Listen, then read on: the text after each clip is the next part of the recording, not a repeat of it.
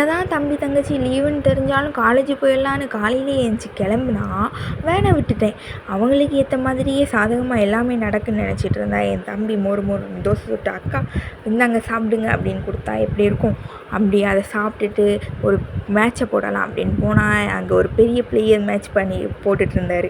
அவரை தூக்கி ஓரமாக உட்கார வச்சுட்டு நானும் என் தம்பியும் ஒரு மேட்சை போட்டுட்டு ஓகே இதுக்கு மேலே டைம் பண்ணால் லேட் ஆகிடும் அப்படின்னு கடன்னு எல்லோரும் கிளம்புங்கடா அப்படின்னு சொல்லி கிளம்பி ஃபேமிலியோடு சீக்கிரமாக போகணும். 2:30க்கு மேலே போனோன்னா கண்டிப்பாக மிஸ் பண்ணிடுவோம் அப்படின்னு நாங்கள் போன இடம் தான் தியேட்டர்.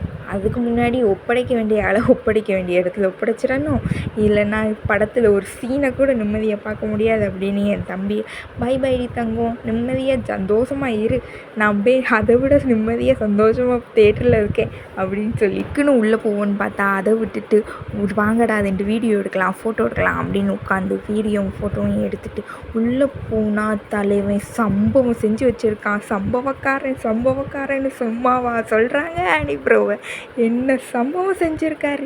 அப்படியே தேட்டரில் ஒன்றும் வாங்க முடியாது, பாப்கார்ன் ஒன்றே 100 ரூபா சொல்கிறான், பட்ஜெட்டில் பெரிய துண்டு விழுந்துடும் அப்படின்னு வீட்டிலேருந்து எல்லாத்தையும் கொண்டு வந்து படத்தை செம்மையாக பார்த்தாச்சு.